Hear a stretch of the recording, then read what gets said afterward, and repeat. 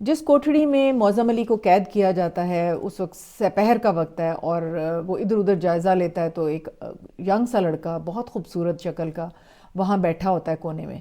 تو یہ اس سے پوچھتا ہے کہ تم یہاں کیسے ہو؟ تو وہ تھوڑی سی اپنی روداد سناتا ہے. تو لڑکے نے کہا کہ میرا گاؤں روہیل کھنڈ میں ہے، عظیم خان میرے ابا جان تھے، وہ اپنے علاقے کے سردار تھے، انہیں گھوڑوں کی تجارت کا شوق تھا، وہ راجپوتانہ سے گھوڑے خرید کر کبھی لکھنؤ اور کبھی حیدرآباد میں فروخت کیا کرتے تھے. میرا بڑا بھائی عام طور پر ان کے ساتھ جاتا تھا، لیکن میں نے ضد کی اور اس دفعہ وہ مجھے ساتھ لے آئے. ہمارے ساتھ 40 مسلح نوکر تھے اور ہم راجپوتانہ سے 150 گھوڑے خرید کر لکھنؤ کی طرف آ رہے تھے. راستے میں اود کی سرحد سے تھوڑی دور مرہٹوں نے ہم پر حملہ کر دیا. ابا جان اور ان کے ساتھ 15 اور آدمی لڑائی میں شہید ہو گئے. 7 آدمی مرہٹوں نے گرفتار کر لیے اور باقی بھاگ گئے. مرہٹوں کے سردار نے باقی آدمیوں کی تلاشی لے کر چھوڑ دیا، لیکن مجھے اپنے پاس رکھا اور چند دن بعد میر حبیب کے پاس بھیج دیا.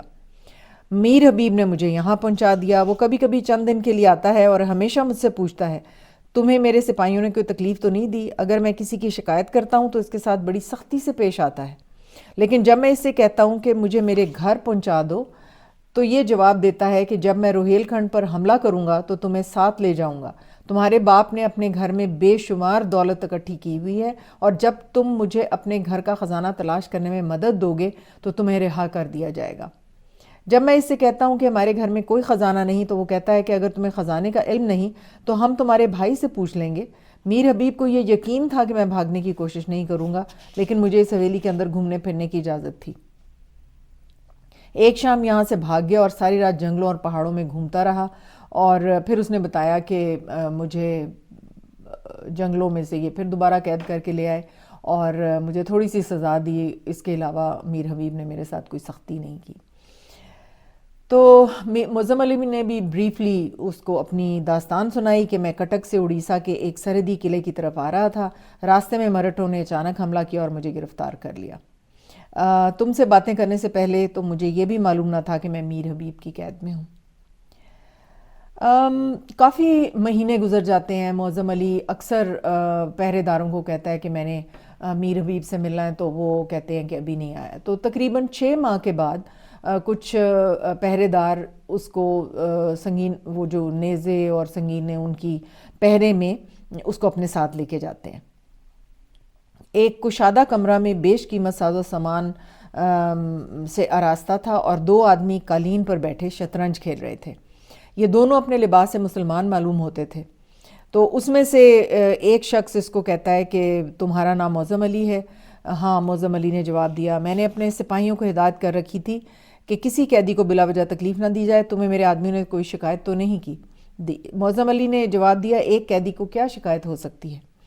ہم کوشش کریں گے کہ تم اپنی قید کو بہت زیادہ محسوس نہ کرو. میں بہادروں کی عزت کرتا ہوں اور تم مرزا حسین بے کے گھر کی حفاظت میں اپنی جرت و ہمت کا ثبوت دے چکے ہو. معظم علی نے کہا آپ کی معلومات قابل داد ہیں. تمہارے متعلق معلومات حاصل کرنے کے لیے مجھے کسی کے پاس جانے کی ضرورت نہ تھی. اب یہ بات مشہور ہو چکی ہے کہ سرحد کا نائب فوجدار اور اس کے 8 ساتھی کہیں روپوش ہو گئے ہیں، اور میرے لیے یہ معلوم کرنا مشکل نہ تھا کہ نائب فوجدار کون ہو سکتا ہے. میں اپنی ذات کے لیے آپ سے کسی نیکی کی توقع نہیں رکھتا، لیکن اگر آپ میر حبیب ہیں تو میں بنگال سے آپ کی دشمنی کی وجوہات پوچھنا چاہتا ہوں. میر حبیب نے جواب دیا میں کسی کا دوست ہوں نہ دشمن. میری دلچسپی صرف بنگال کے حکمران اور امراء کی دولت سے ہے. لیکن آپ مرہٹوں کے لیے راستہ صاف کر رہے ہیں. مرہٹے مجھے دولت حاصل کرنے میں مدد دیتے ہیں. مجھے افسوس ہے کہ تم کسی دولت مند آدمی کے بیٹے نہیں ہو، لیکن اگر تم مجھے کسی دولت مند آدمی کے گھر کا پتہ بتا سکو تو مجھے تمہارا تعاون حاصل کرنے پر بھی اعتراض نہ ہوگا.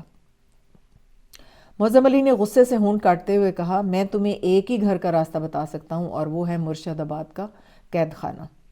میر حبیب نے بے پرواہی سے جواب دیا قید خانے میں وہ جاتے ہیں جن کی کسی کو بھی ضرورت نہ ہو، اور میں بدترین حالات میں بھی بنگال کے حکمران کو یہ یقین دلا سکتا ہوں کہ اسے میری ضرورت ہے. تم ایک ذہین آدمی ہو، لیکن میں حیران ہوں کہ تم نے یہ کیوں فرض کر لیا ہے کہ تم بڑے بڑے امراء کی تجوریوں پر پہرا دے کر بنگال کی کوئی خدمت کر رہے ہو. اگر تمہیں اس بات کا افسوس ہے کہ تمہارے سپاہی حسین بیگ کے گھر سے نامراد واپس آئے ہیں تو میں تمہاری غلط فہمی دور کر دینا چاہتا ہوں۔ مرزا حسین بیگ کے گھر میں روپیہ نہیں بلکہ عزت تھی جس کی حفاظت ہر شریف آدمی کا فرض تھا، معظم علی نے کہا۔